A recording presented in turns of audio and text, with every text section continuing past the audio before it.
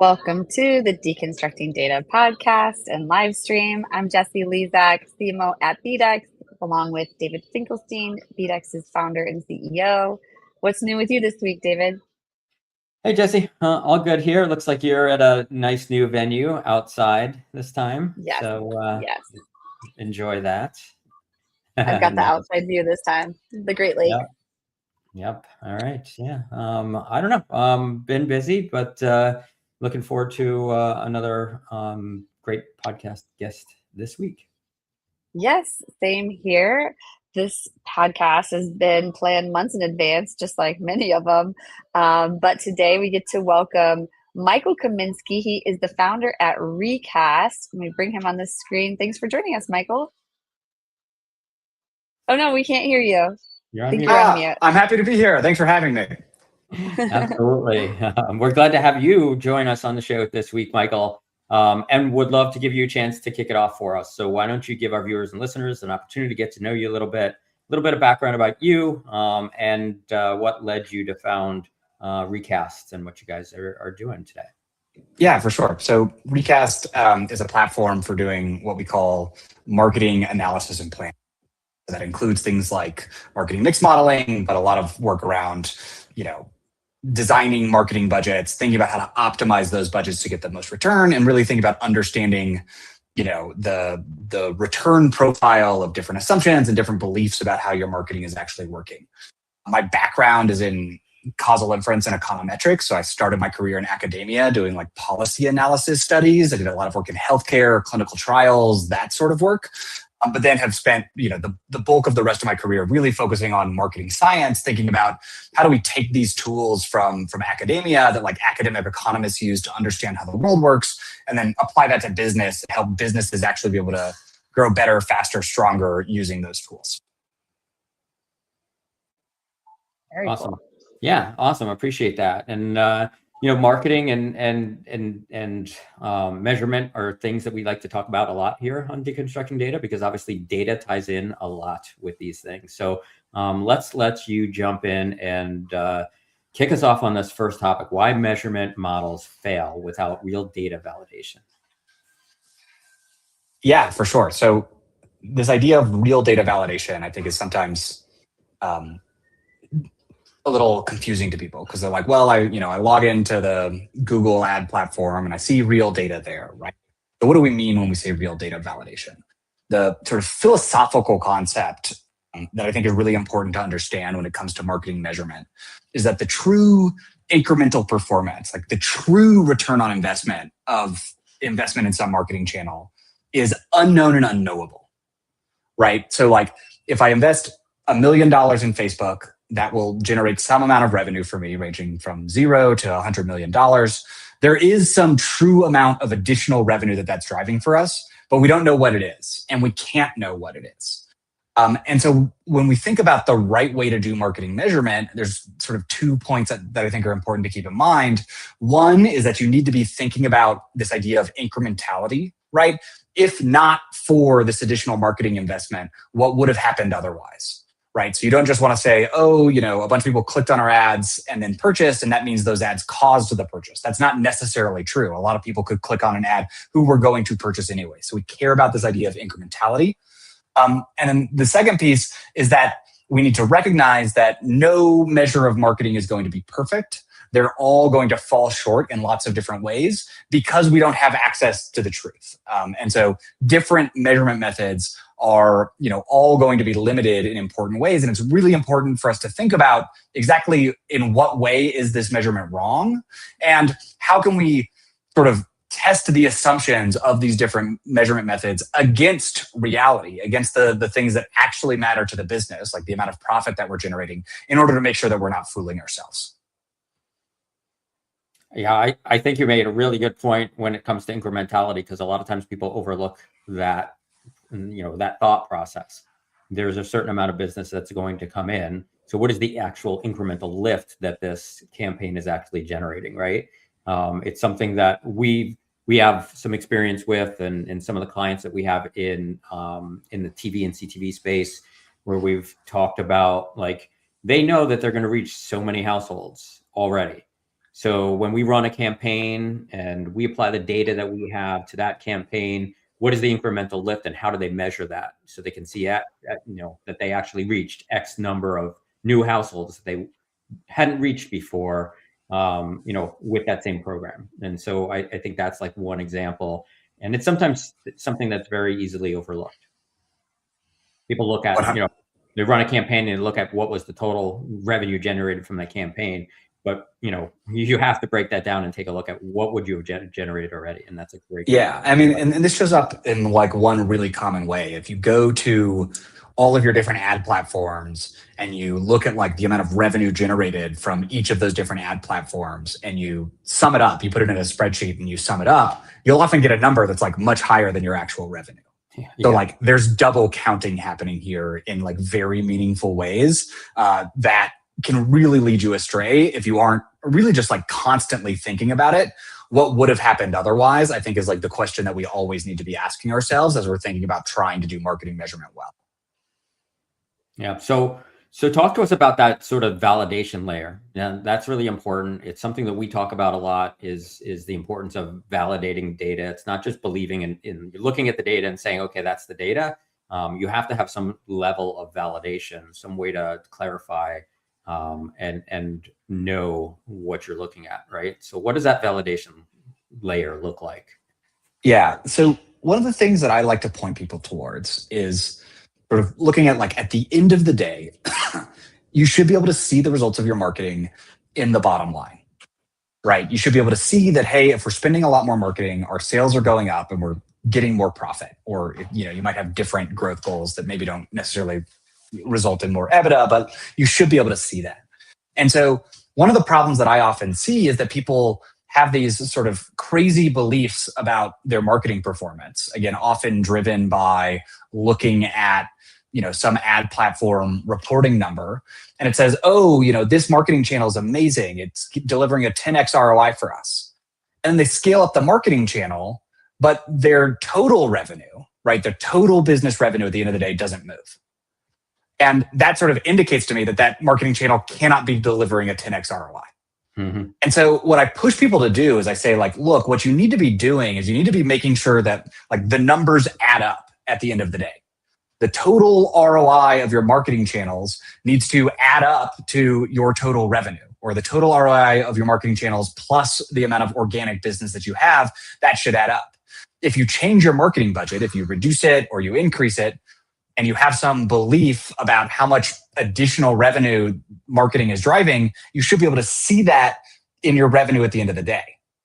And so a lot of people that I talk to, they work at these brands and the finance team is like constantly in a panic because they have this forecasting model in Excel that is based on these assumptions about how marketing is performing, but they never see those results at the end of the day, either in top line or bottom line. And that means that those assumptions must be wrong. And so the first place that I point people to look is that your marketing beliefs about the return on investment, about how performant every channel is, should show up in your financial statements at the end of the day. And if it's not, then probably something is wrong. And so that's like a really good, easy place to start, or relatively easy place to start, is to say, hey, we're making changes to marketing. Are we actually seeing those results in revenue? And if not, which of our beliefs about marketing performance is wrong? I like that. That makes a lot of sense. Yeah, it's a great way to think about it.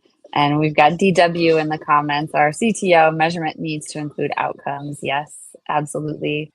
So let's transition now into AI and bringing that into the mix, using AI and experimentation to improve marketing performance. Can you kick us off on that, Michael?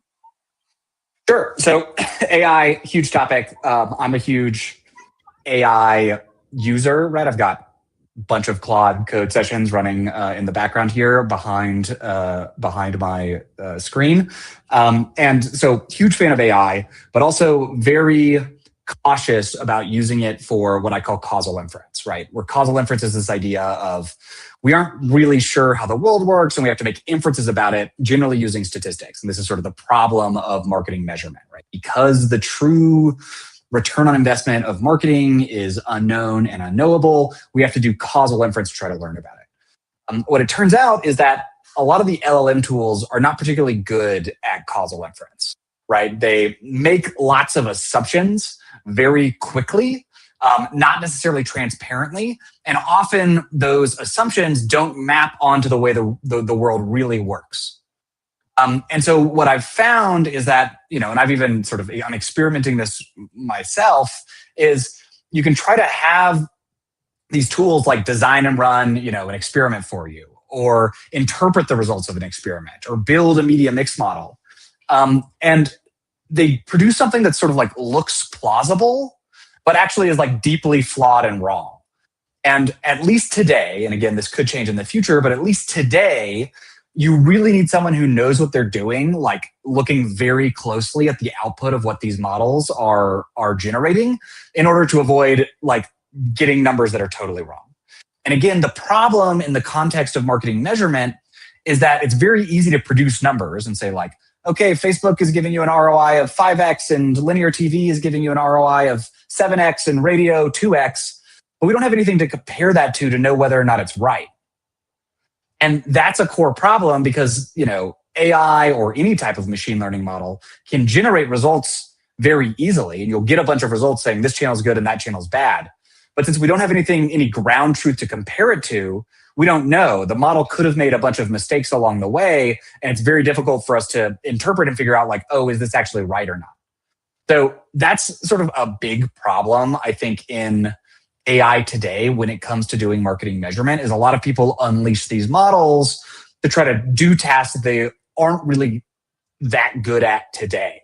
And again, the problem of LLMs making a bunch of assumptions and sort of hiding those is, I think, bad. Anybody who uses LLMs a lot has this experience. It causes a lot of problems. But the problems are even worse in the context of marketing measurement because, again, there's no easy way to check the work or to check the work just based on the output.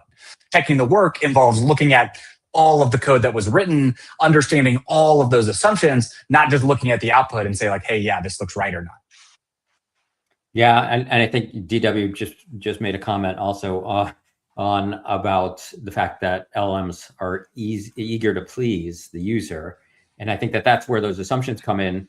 One of the things I've kind of realized in all the work that I've been doing in LLMs is that you need to sort of prevent it from making assumptions because it will make assumptions. And the only way to do that is to invest a lot of time in how you prompt it. And so, and sort of give it your own assumptions. You can make the assumptions. You have the experience to make the assumptions that you need to make. So give it as much guidance as possible. So that's the one sort of recommendation I always make to people when people are oh, well, I used AI to do this and it made all kinds of assumptions and it says this, but it doesn't look right. Well, it doesn't look right because of all of those assumptions. And so I find myself sometimes literally writing a 1 to 3 page document, which is just outlining exactly what I want and then giving that to the AI. And then a lot of times I'll give that document to the AI and then I'll tell it, based on this document, help me write a prompt to prompt you to get these results. Because when it analyzes your outline and what you want to do, it'll come up with other questions and it'll be I see you wanted to do this and you wanted me to assume that, but do you want me to do this? And then it'll ask you. And then next thing you know, after all that process, it writes the prompt for you. And then I'll literally then go and say, okay, now do this and give it to the prompt. Yeah. David W says it needs context. It needs a lot of context. That's the biggest thing that I found is the more context. So you really have to invest the time in writing a long, I often think about it, think of it as your worst employee that you have to explain everything to. You know what I mean? This is the new guy that doesn't know anything. You have to explain everything to him, write it all down. But then once you do that, I think the LLMs perform really well. Yeah. So, I love that strategy, but I think one of the problems that I see is that LLMs can sort of be Dunning-Kruger effect amplifiers, right? Where if you're not familiar, like the idea behind the Dunning-Kruger effect is like the less you know about some topic, the more confident you feel about it, right? So it's one of these issues of like, someone off the street comes in and tries to tell you about your industry. You're like, that's all wrong. You clearly know nothing. But like they have this surface level understanding that makes them feel very confident. Right. LLMs often push people towards that, where it's like in the process of going back and forth with an LLM, when I'm in my like zone of expertise, I'm like, no, that's wrong. This is what you need to do. You need to do this differently. That's wrong. Like, here's all the context you need. But when I'm outside of my zone of expertise, I'm more willing to let the LLM just make decisions. And I'm like, yeah, no, I know what I'm doing. Like, but this all looks good. It all looks good. And the problem comes, right? I talk to like CMOs and they're like, yeah, like, we don't need a vendor to do measurement. Like I've got Claude building my marketing mix model, or I've got Claude running, our GeoLift software. And I'm like, I don't know if this is a good idea. Like there's a lot of assumptions happening in here and it feels like you're being very productive when you're having Claude run this for you. But especially when you're out of your zone of expertise, it can be very, very dangerous. And that's the thing that I worry about sometimes. I mean, I think some people have a lot of success with it, but like that can be the problem of it's like, oh, I'm a CMO. I want to do marketing measurement. There's all these open source tools. I'm going to have Claude do this for me. But like that CMO doesn't necessarily have all of the context required to be able to like really use those tools well. And if it was for like making a marketing plan, something they know really well, they would follow your process and it would be really good. But once you step outside of your own zone of expertise, you can get yourself into trouble really quickly. Yeah. Yeah, 100%. For sure. Yes, we're getting a lot of comments, questions, ideas. Says, I asked the AI to create the context for me, and then I adjust it across channels. And I was just mentioning that I tell it to not make assumptions and to ask me instead, because sometimes I forget what it might assume. I don't have that software engineer mind. And so sometimes I forget that like, oh yeah, how would it know to go grab this? So I don't want it to assume that I want it to go grab it from somewhere else. But yeah, so great episode, great topic. Any more on AI that either of you would add in terms of using AI and experimentation to improve marketing performance? So we talked a bunch about AI, but maybe not that much about experimentation. So maybe I'll just quickly touch on that. Incrementality testing, sort of GeoLift experimentation is a very hot new thing in marketing these days, which I think is great. Experiments are wonderful, and they're a really good way to help you sort of get closer to some idea of ground truth. A well-run, controlled experiment gives you a lot of causal signal without needing to make a ton of assumptions, and so it's really valuable, right? If you run your connected TV ads in some regions but not others, and you see a big lift in sales in the regions where you ran the connected TV ads, that like gives you a really strong case to say like, hey, these ads really are driving additional revenue, driving additional conversions. And that's really important to give you some layer of ground truth when you're going through the rest of these exercises, trying to figure out how the puzzle pieces of marketing measurement fit together. So I think experimentation should be a part of everybody's marketing measurement plan, how they think about pulling all of these pieces together, because they're one of the very few ways to get good causal estimates, good incremental estimates of what marketing is doing without having to make a ton of assumptions. So there are lots of limitations that come with them, but I think that that's been, a really important and really valuable trend over the last couple of years is people driving towards doing a lot more experimentation. Yeah, and I think the only thing I'd add to that is that it's important that the experimentation ties back to the first topic, the measurement and data validation, because experimentation isn't quite as simple as it sounds. Experimentation. Oh, I'm just going to run this ad and see how it performs. Like you need to be doing everything, all the measurement and the validation as well, in order to make sure that you have a truly robust experimentation process. 100%. Yeah, definitely. So what's the best way for a CMO to maximize context? What would either of you say to that? David, I'll let you take that one first. Well, I think that it depends on the context. Let's put it that way. What is I think I'd need to know more about the question. As far as the CMOs maximizing the context, I mean, you need to follow this process that we're talking about, right? I mean, I think it goes back to not just the measurement and the validation. The experimentation has to, be in the same context as the original sort of measurement and validation process. These are not separate, processes. It's the same process. The experimentation process is just trying something new. We're trying a new, we're trying a new medium. We're trying a new creative, whatever it is. But you still have to run the same process. So the context is the same. Yeah, nice. And what will be the hottest marketing trends that will still be around in 5 to 10 years from now? Mm-hmm. Oh man, I always think to like sales and marketing, it's interesting to even think back to history with those and like what is still the same even today throughout the telephone and TV and, the invention of the internet. Like word of mouth is never going to go anywhere. Like getting people to talk about you and to say good things about you, like your 3 Ps, the marketing basics. That's the stuff I always go back to on this. But what about you two?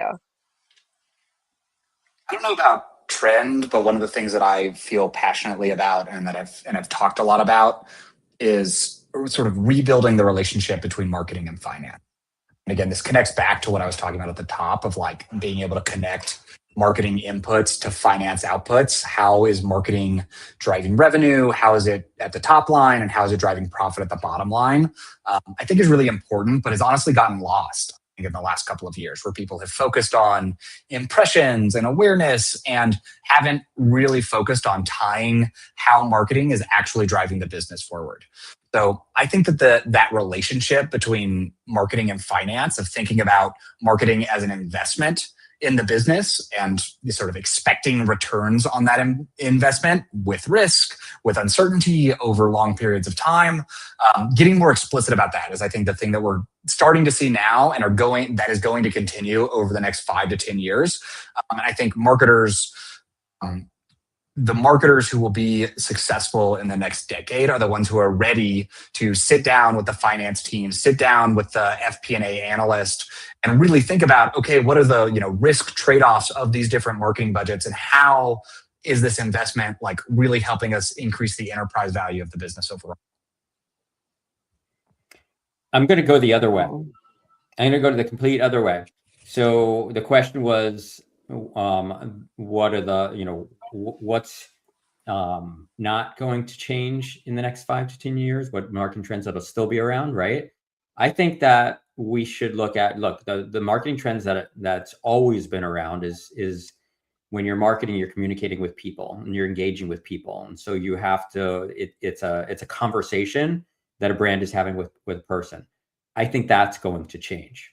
And so I think that that's one thing worth talking about, is that in the future, marketing campaigns are going to be communicating with agents, and we're going to have agents that are going to buy things for us. And so we need to think about how that changes the landscape. It won't be in every medium, right? There's obviously going to still be medium, TV or whatever, where you're communicating with people and you're engaging with people and you're trying to move people. But I think that there's going to be an element of marketing that is going to switch from, agents communicating with each other, marketing agents selling to buying agents. And I think that's going to change, the way that we need to look at some of our marketing processes as well, and how we market. Great point. Absolutely. Yeah, because who wants to be scrolling anymore? We're going to have our bots shopping for us. So we've got a lot more comments and questions. Looks like David was talking to Kyle Hammer. We know, so you'll have to go back and check that out, David. I know you and Kyle need to connect. And then one more question: what data should a CMO give LLM access to or not? I would love to know that. And I don't want to cover anyone's face here, so I'll just go full screen here. Again, the question in geo-limited experience is the same. You must assume that short period after which the result is visible. This may be easy for direct response over performance ad, but it is impossible for any out-of-market audience, as those are your future clients you will not contribute your revenue now. Thank you, Igor. We've got a comment from Igor there. But I'll just leave there. Any thoughts or questions or comments on any of that from David or Michael before we move on? I'll say All Igor's right. comment on experimentation is spot on. Again, this is why every marketing method is limited. The true long-term full effective marketing is unknown and unknowable. Geo experiments are limited in the time window that they can observe any effect, and they also come with a lot of uncertainty. So, again, I think it's a really important tool to have, but absolutely not a panacea. You can, geo test as much as you possibly can, and it is not going to solve your problems because it can't measure everything, especially over longer time periods, and it's going to come with a lot of uncertainty.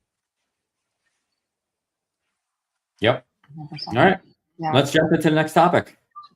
Yeah, definitely. I mean, selfishly, I did kind of want to know what CMOs shouldn't add to the LLM. I mean, obviously, not the API keys, right? You got to keep it privacy compliant, but is there any other secret there? Like, what do I not know that the marketer is not supposed to add to the LLM?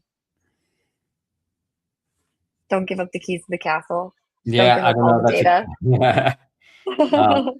No, I think that, it's measurement data. That's the keys that you want to give. You want the LLMs to be able to help you with your measurement data. But yeah, I mean, as far as things that you don't give it, it's, just keep it privacy compliant. That's it.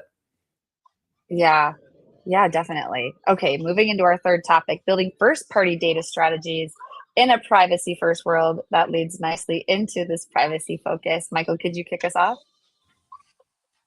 Yeah, so maybe first-party data strategies in a privacy-first world. I mean, I think that this is important. There's a lot of basic blocking and tackling around data that I think some marketing teams, and especially the ones that I work with, tend to do very well, but I think a lot of marketing teams don't necessarily put the investment in. Basic things like a basic marketing data warehouse, right? Like having an always-on data warehouse updating of how much are you spending on all of your marketing channels, how many clicks, impressions are you getting for that. Just having that collected somewhere so that you can query it, so that your LLMs can query it, is incredibly valuable. But there are so many companies that I talk to, and they're like, yeah, we have no idea how much money we spent on, whatever, sub-channel radio last year. Our agency handles that, and we just don't know. And I'm like, how do you not know? That seems crazy to me. Because you can't, if you don't know what you're even doing, you're never going to be able to analyze it. You're never going to be able to have your own perspective on what's working and what's not. And so I think this is changing. I think people's perspective on data has really started to shift. But there are lots of big companies out there that have no access even to their own internal data. They couldn't even get started on any of these analyses because the data simply isn't there. And so stuff isn't super complicated. This isn't things that we need to go invent some new technology to have this amazing first party data. It's we just need a summary of what we've even done ever. And that's a good place to start. You can get a lot of really rich insights from that information, but you have to sit down and say yeah, look, we're going to have a data warehouse. We're going to keep it clean and up to date because that's going to empower all of this other stuff that we want to be able to do. Yeah, absolutely. I think the only thing I'd add to that is the power of enriching your first party data, because first party data is limited to what you're collecting. But if you have ways using third party data to enrich that first party data and or modeling that first party data, you can extend the value of it immensely. Yeah, 100%. I mean, the data warehouse should be the first step. There's so much stuff you can do after. But again, it's always crazy to me that I talk to these, again, very large brands.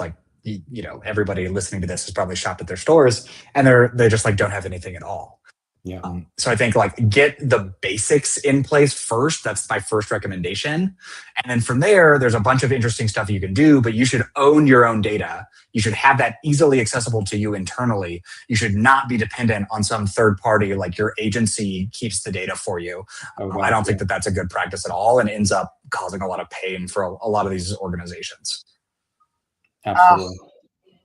I hear that myself. Just a lot of the time, we start working with a client and they've had a bad experience with marketing, and a lot of the time comes back to that, and then they have a hard time trusting marketing going forward, just because they uploaded all their data into that CRM that marketer has, and then that marketer disappeared, or they had a falling out. So that's really good advice, because when I see people who've been scarred by marketing, it's usually in regard to their data. You want to own your data. Your first party data is your gold. That's what you want to build. That's your audience. When we're on these platforms like LinkedIn, those are rented audiences. We don't own that data, but the audience that you keep and you own. So in terms of just getting into that more, I guess, David, could you tell us more, like, what could we be thinking about with building our first party data strategies, especially now with AI?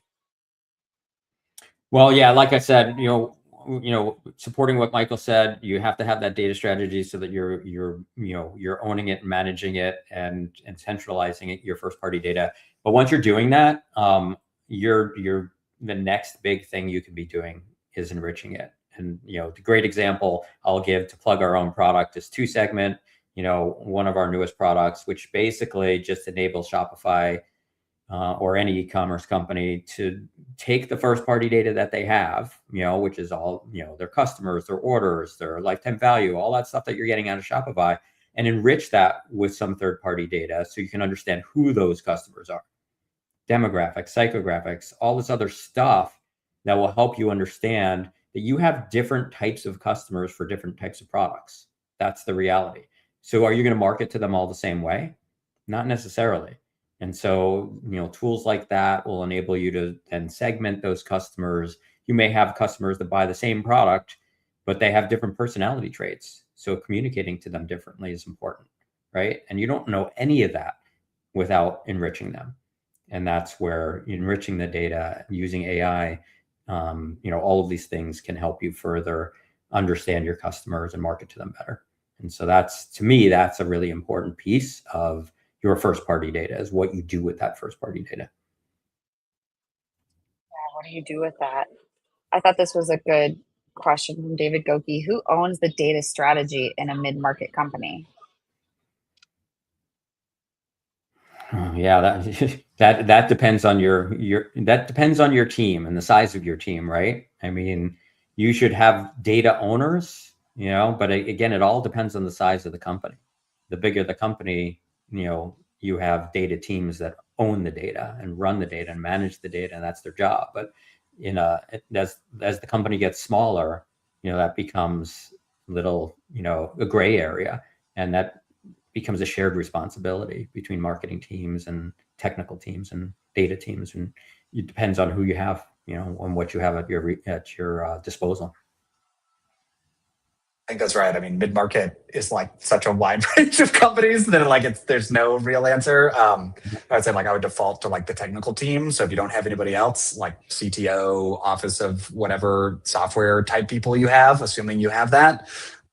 And then if not, falling under the CEO, and either building a dedicated data practice, which can start with one data person, a data scientist maybe type title that does everything.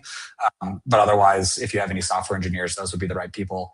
The organization of companies has changed so much in the last 8 years. 8 years ago, there were very few, tech forward companies that didn't have data people and software people, but now there's a lot.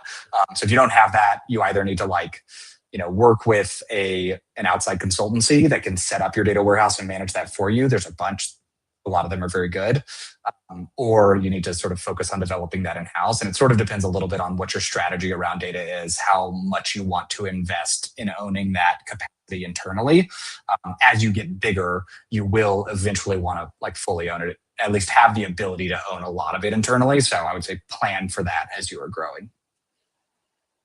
Yep. Good stuff. Okay, well, we have to make sure we get to our final topic. This is something we've asked all the guests on Deconstructing Data, which is, what are some of your favorite tools in your tech stack that empower you and your team? Tech stack that empower me and my team. I mean, I would say Claude. I do a lot of Claude. My co-founder and I are both very, very deep into that. I mean, outside of that, I think like my recommendation to almost everyone is to like keep it as simple as you possibly can. You know, we are like a decent sized company. We do a decent amount of marketing. We like are in Google Sheets a lot.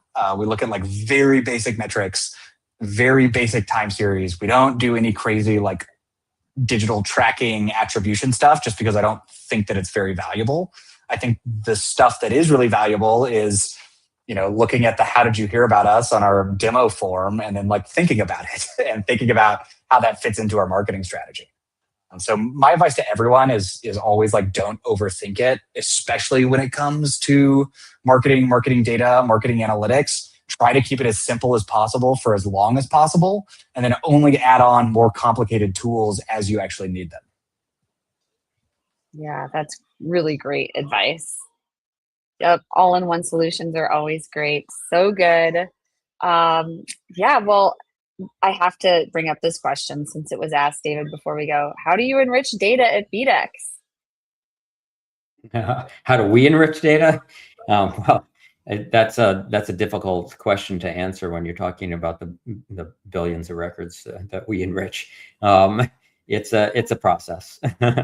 It's a very complicated process for sure. But you know, more importantly, what we do is help other companies enrich their data, and our goal there is to make that process as simple as possible. So.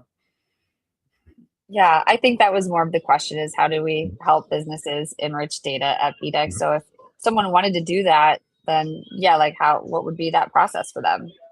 Yeah, I mean, we have a number of different ways to do it. You can do it through our user interface. You can do it through our API. We can, if you're in the e-commerce space, we have our new product, Two Segment, where you can do it, twosegment.com. And soon to come, we will have an MCP server, so you'll be able to just tell Claude to enrich your data for you. Absolutely. And I mean, I gotta give a little shameless plug. I've started using the Pixel. So I've been getting some BDEX data through OmniRocket just for a client. Nice. I said OmniRocket. That's Yep. Kyle's company. OmniIQ. We have too many Omnis.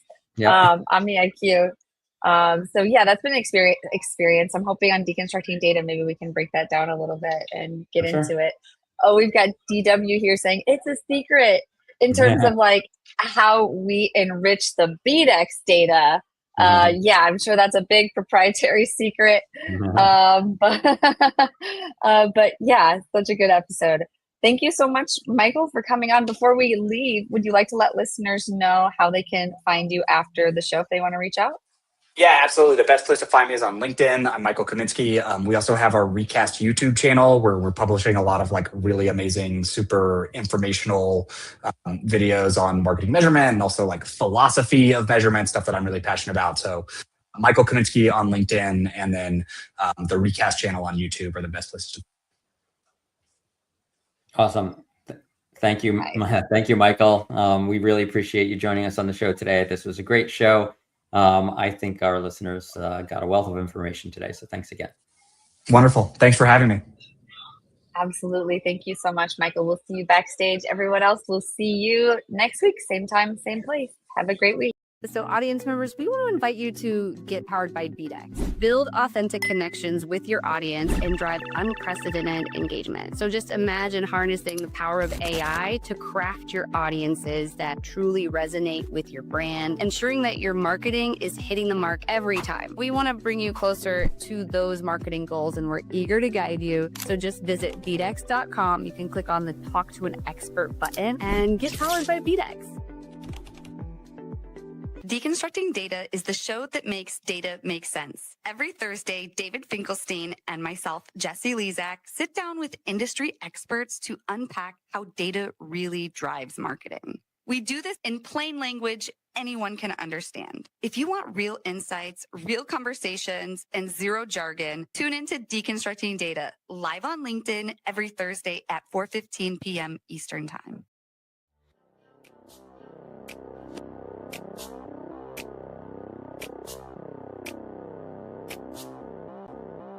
Yo.